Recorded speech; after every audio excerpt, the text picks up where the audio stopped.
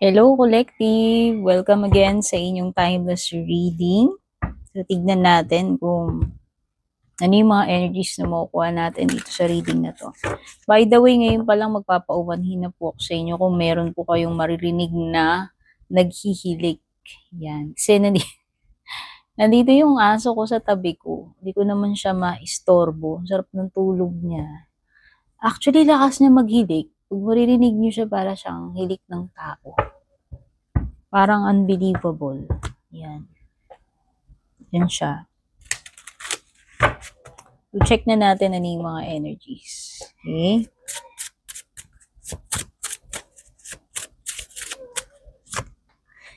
Crazy.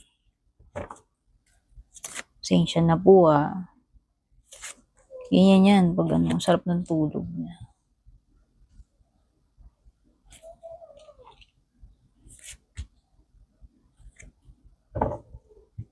Wait lang, balasahin ko ulit.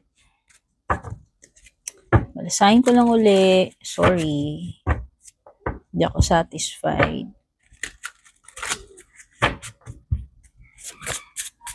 So, pagpasensyaan nyo na po na yung pagmumukha ko yung nakikita ninyo ngayon. May mga times po talaga na kailangan pakita yung pagmumukha. Oo. Para hindi mapagkamalan na hindi ikaw tao. Yan. Kaya wala lang, makikiano lang tayo, sumusunod. Okay, mag-alala, hindi ko naman papalagiin. Baka kasi nauumay kayo. Char. Ayan. Whether we like it or not, kailangan namin ipakita yung mukha namin from time to time.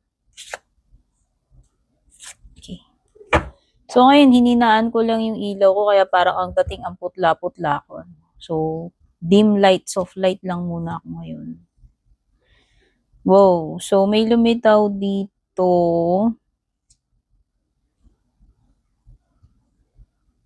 Pisces energy. Yan.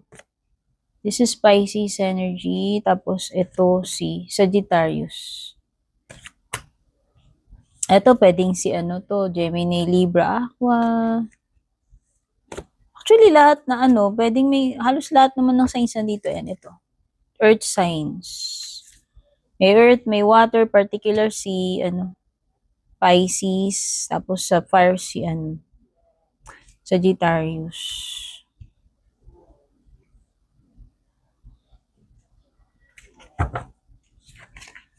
Alam mo, nasisense ko dito, itong person na to, until now, hindi pa rin siya let go of the past. O baka past person mo to, ex mo to, past energy kasi eh. Bakit ko nasabi? Yan, hindi pa siya hanggang ngayon, hindi pa siya totally healed. Hindi pa siya nakakalaya sa nakaraan niya. Whether ikaw yan o yung person mo kung kanino mang energy yung nasasagap dito. Hindi pa to naka-move on.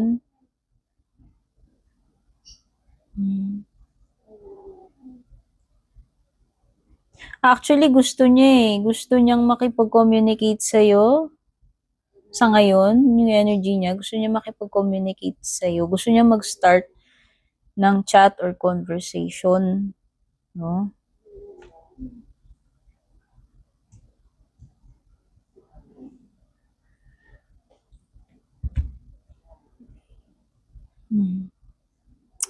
Actually, naging siya, may energy kasi dito ng pwedeng,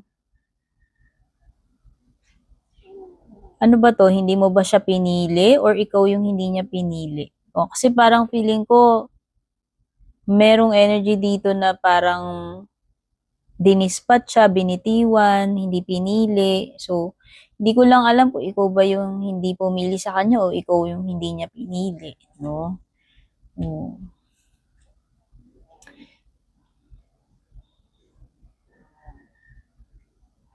Oh. Tsaka may mga bagay kasi na hindi siya sinabi sa'yo. Baka nga until now, hindi mo pa rin alam to. Baka until now, hindi niya pa rin to sinasabi sa'yo.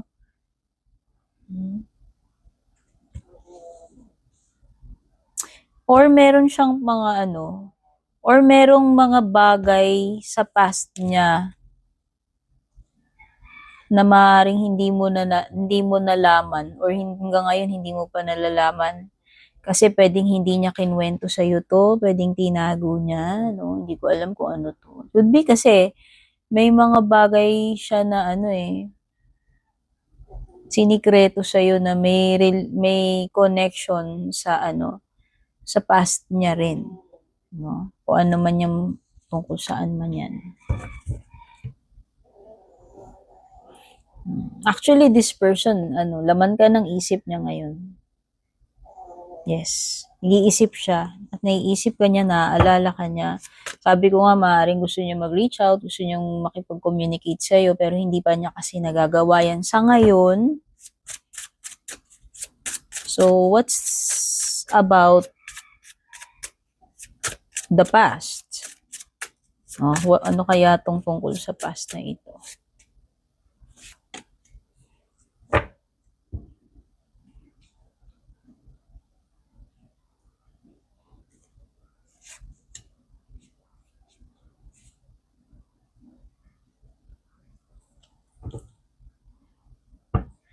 Something about connection nag-end kasi tinanong ko kasi tungkol sa past eh. It is something na nag-end dahil sa betrayal. Okay?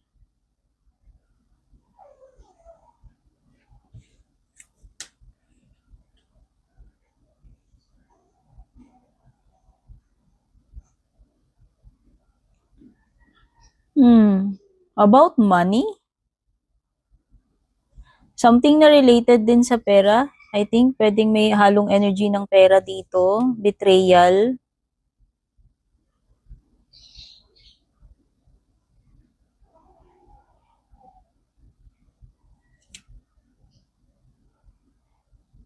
Pero kasi nakita ko dito ito nafe-feel ko lang dito sa energy ng dalawa nito. Parang ang tagal-tagal niyang tiniis. Yan. Ang nafe-feel ko dito, parang ang tagal-tagal nagtiis. Despite the betrayal, alam mo yun. Parang hanggang dumating na lang yung point na napagod na, nasagad na, hanggang doon na lang. Kaya nag-end. Okay, yun yun. Yun yung something na tinatanong ko sa past. By the way, lumitaw si Strength card which is Leo. Ayan, naghihilig siya. Sorry guys! Pagpasensyahan na po natin. I hope hindi naman ganun kalakas na sasagap nung mic.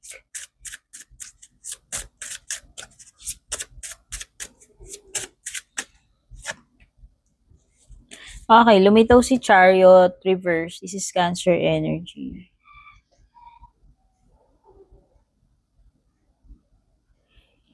Actually, meron something na unreliable or more on unstable na energy dito sa person mo, no? Looking on these two cards, ang nafe-feel ko, parang energy niya yung purong sulong, undecided, pwedeng pabago-bago yung isip niya.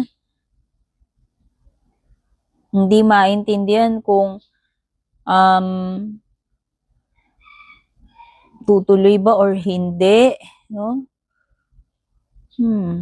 Parang yun yung nakikita ko dito. Nafe-feel ko pala. Dito sa dalawang cards, nakita ko siya.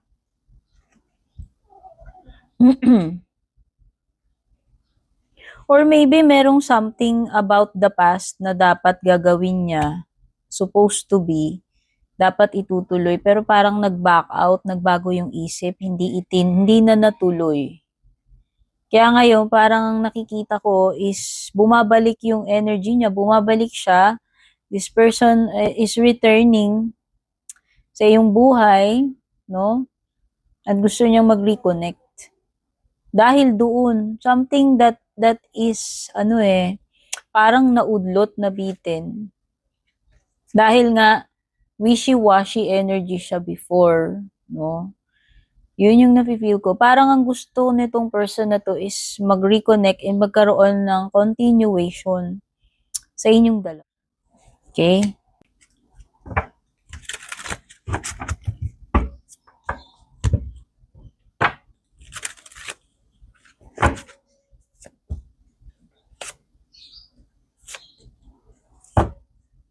Actually, malapit nang mabasag yung katahimikan between you and this person.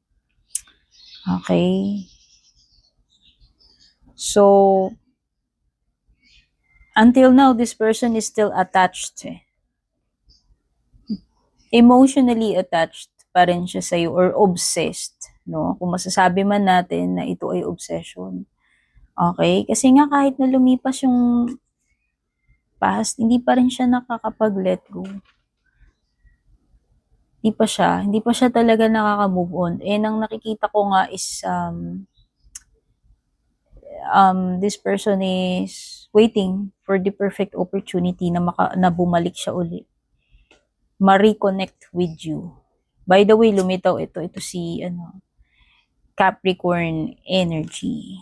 So yan yung mga na-pick up pong energy as of now. Please don't forget to subscribe or follow. Kung nakarelate kayo dyan, comment na lang kayo dyan kung saan part na reading. Yan. Kita-kits sa next reading. Love you all. Babush.